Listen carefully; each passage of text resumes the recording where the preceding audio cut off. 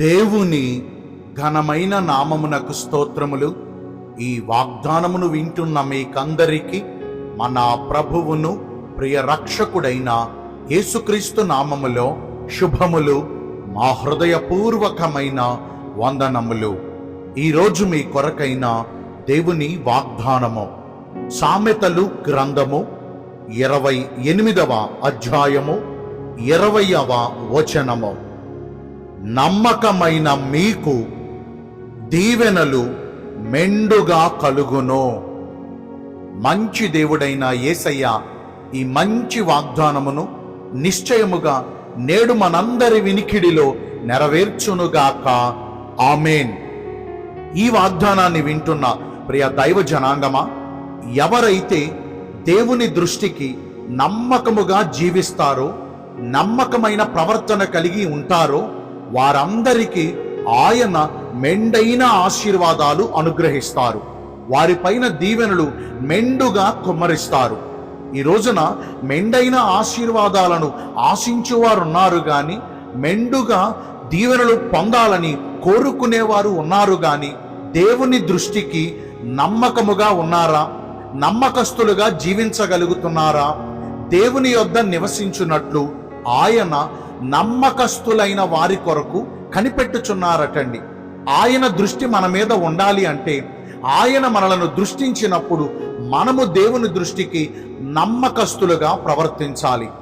ఎవరైతే నమ్మకముగా నడుచుకుంటారో, నమ్మకమైన ప్రవర్తన కలిగి నమ్మకస్తులు అని దేవుని ద్వారా సాక్ష్యమును పొందుకుంటారో, అట్టి వారికి దేవుడు మెండైన ఆశీర్వాదములను, మెండైన దీవెనలను వారికి అనుగ్రహిస్తారు. మరి ఈ వాగ్దానాన్ని వింటున్న ప్రియ దైవ జనాంగమా, నమ్మకస్తులకు మెండుగా దీవెనలు కుమ్మరించబడతాయని ఇంతవరకు మనం వింటున్నాం. అసలు మనము ఏ విషయంలో దేవునికి నమ్మకంగా ఉండాలో ఈరోజు కొన్ని మాటలు మనం తెలుసుకుందాం. మొదటిగా, దేవుడు మనకు చేసిన మేలులకు తిరిగి మరలా మనం ఆయనకు కృతజ్ఞత చెల్లించు విషయంలో నమ్మకంగా ఉండాలి.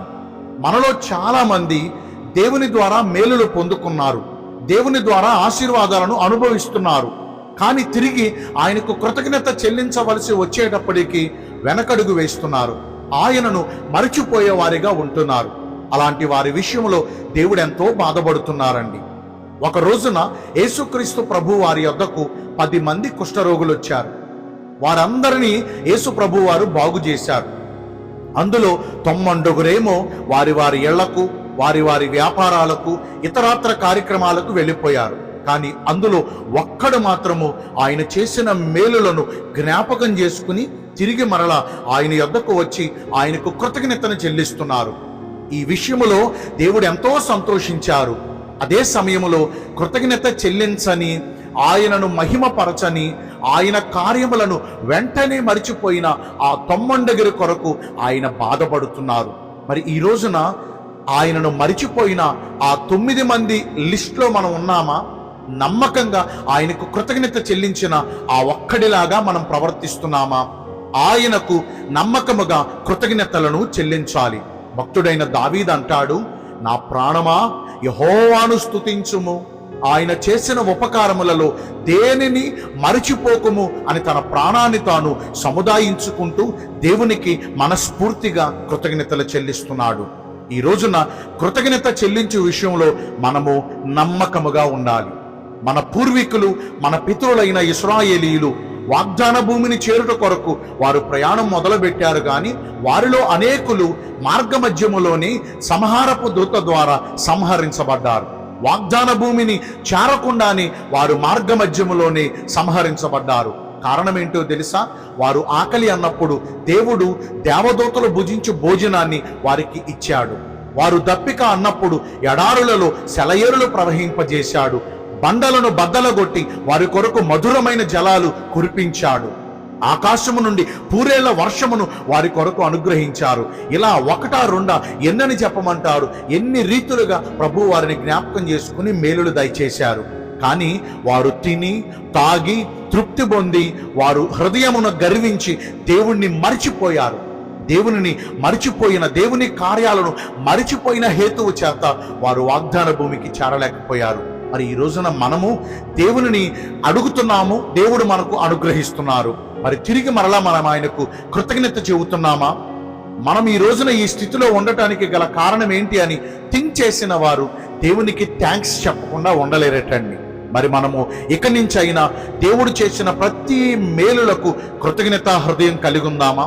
రెండవదిగా, ఏ విషయంలో నమ్మకంగా ఉండాలంటే మనము చేసుకున్న మొక్కుబడులు చెల్లించే విషయంలో నమ్మకంగా ఉండాలి. చాలా మంది శ్రమకాలం వచ్చినప్పుడు, కష్ట సమయాలు ఎదురైనప్పుడు, క్రిటికల్ పొజిషన్లో వారు ఉన్నప్పుడు ఏమేమో దేవుడి దగ్గర మొక్కుబడి చేసుకుంటారు. దేవుడు వారి ప్రార్థన ఆలకించి వారి పరిస్థితులు చక్కబరచగా వారు దేవుడి దగ్గర చేసుకున్న మొక్కుబళ్ళన్నీ మర్చిపోతారండి. ప్రియ దైవ జనాంగమా, భక్తురాలైన హన్న తనకు పిల్లలు లేనప్పుడు తాను దేవుని సన్నిధికి వెళ్ళి బహు దుఃఖాక్రాంతురాలై దేవునితో ప్రార్థన చేస్తూ ఆయన దగ్గర ఒక శ్రేష్టమైన మొక్కుబడి చేసుకుంది. దేవుడు ఆమెను కనికరించి సమూయేలును బహుమానంగా ఇచ్చారు. సమూయేలును పొందాక తాను చేసుకున్న మొక్కుబడిని మర్చిపోలా. ఎలాగైతే మొక్కుబడి చేసుకుందో అదే సమయానికి తీసుకొచ్చి తన మొక్కుబడి చెల్లించుకుంది. ఎంత గొప్ప విషయం! మొక్కుబళ్ళు చాలా మంది చేసుకుంటారు, కానీ తిరిగి ఆ మొక్కుబళ్ళు సమర్పించే విషయంలో వెనకడుగు వేస్తున్నారు. నా శ్రమకాలమందు నా పెదవులు ఆయనతో చేసుకున్న మొక్కుబళ్ళు తిరిగి చెల్లిస్తాను అని భక్తుడైన దావీదు సెలవిస్తున్నాడు. మరి ఈ రోజున మనము మొక్కుబడులు చెల్లించే విషయంలో నమ్మకంగా ఉంటున్నామా? మూడవదిగా, ఏ విషయంలో దేవునికి నమ్మకంగా ఉండాలి అంటే ఒప్పుకుని విడిచిపెట్టిన పాపముల జోలికి మరి ఎన్నడూ తిరిగి చూడకూడదు, మరి ఎన్నడూ తిరిగి చేయకూడదు. ఈరోజు చాలా మంది వైరాగ్యం కలిగి, పశ్చాత్తాపం కలిగి దేవుడి దగ్గర వారి వారి పాపాలు ఒప్పుకుని విడిచిపెడుతున్నారు. కొంతకాలం బాగానే ఉంటున్నారు, మరలా వారి బుద్ధి మారిపోయి తిరిగి మరలా విడిచిపెట్టిన పాపాలన్నీ మరలా చేస్తూ వాడుకగా మరలా పాపాలు చేస్తున్నారు. ఈ వాగ్దానాన్ని వింటున్న ప్రియ దైవ జనాంగమా, కుక్క తన వాంతికి తిరిగి మరలా ఆ గతికినట్లుగా ఈ రోజున మనలో అనేకులు విడిచిపెట్టిన పాపాల జోలికి మరల వెళుతున్నారు. ఇది మనకేమైనా పద్ధతి అంటారా?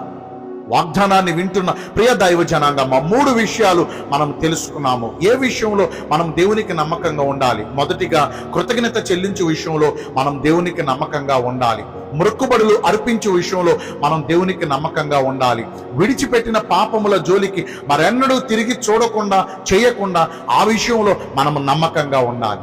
మరి ఇలా ఈ విషయాలలో మనము దేవునికి నమ్మకంగా జీవిస్తే ప్రభు మనకేం చేస్తారో తెలుసా? మెండైన ఆశీర్వాదాలు అనుగ్రహిస్తారు. మునుపటి కంటే అధికమైన మేలులు సమృద్ధిగా 2 అంతలుగా ఆయన మన జీవితాలలో అనుగ్రహిస్తారు. అంత మాత్రమే కాదండి, మనము ఎప్పుడు ఏ సహాయము కొరకు ప్రభువుని పిలిచినా ఆయన కాదనకుండా మన ప్రార్థన ఆలకించటంతోనే వెంటనే ఆయన మన జీవితాలలో కార్యాలు జరిగిస్తారు. మరి ఇంతవరకు ఈ వాగ్దానాన్ని విన్నాం కదా, మరి ఇక నుంచి అయినా మన నమ్మకత్వాన్ని కాపాడుకుందామా? భక్తుడైన మోషే దేవుని ద్వారా భలే సాక్ష్యం పొందాడండి. నా ఇల్లంతటిలో మోషే నమ్మకమైన వాడు అని సాక్ష్యం పొందాడు. మరి ఈ రోజున దేవుని సంఘము అనే ఇంటిలో మనము ఆయన దృష్టికి నమ్మకస్తులుగా జీవించి మెండైన దీవెనలు పొందుకుందామా? దేవుడి కొద్ది మాటలు మనందరి వినికిడిలో జ్ఞాపకం చేసుకుని ప్రభు మనందరినీ ఆశీర్వదించునుగాక. ఆమేన్. మీ అందరి కొరకు వచ్చిన ప్రార్థన చేస్తానండి. పరిశుద్ధుడా, ప్రేమ కలిగిన యేసురాజా, నీ కృపగల ఘనమైన నామమును బట్టి నిండు మనసుతో కోట్ల కొలదిగా మీకు మా కృతజ్ఞత స్తుతులు స్తోత్రములు వందనాలు చెల్లిస్తున్నాం. మేము నీ దృష్టికి నమ్మకంగా ఉంటే మమ్మను మెండుగా ఆశీర్వదిస్తానని ఈరోజు వాగ్దానము ద్వారా సెలవిచ్చారు. వాక్యానుసారంగా నడుచుకుని ఈ వాగ్దాన ఫలమును పొందుకునే కృపను నేడు మాకందరికీ దయచేయండి. ఈ రోజున అందరైతే పుట్టిన రోజులను, వివాహ దినములను, ఇతరమైన శుభకార్యములను జరిగించుకుంటున్నారో వారందరికీ మెండైన దీవెనలు కుమ్మరించమని, మీ రాకడ కొరకు మమ్మను సిద్ధపరచమని యేసుక్రీస్తు ప్రశస్త నామమున ప్రార్థించి వేడుకొనుచున్నాను మా ప్రియ పరలోకపు తండ్రి. Amen. May God bless you all. Thank you.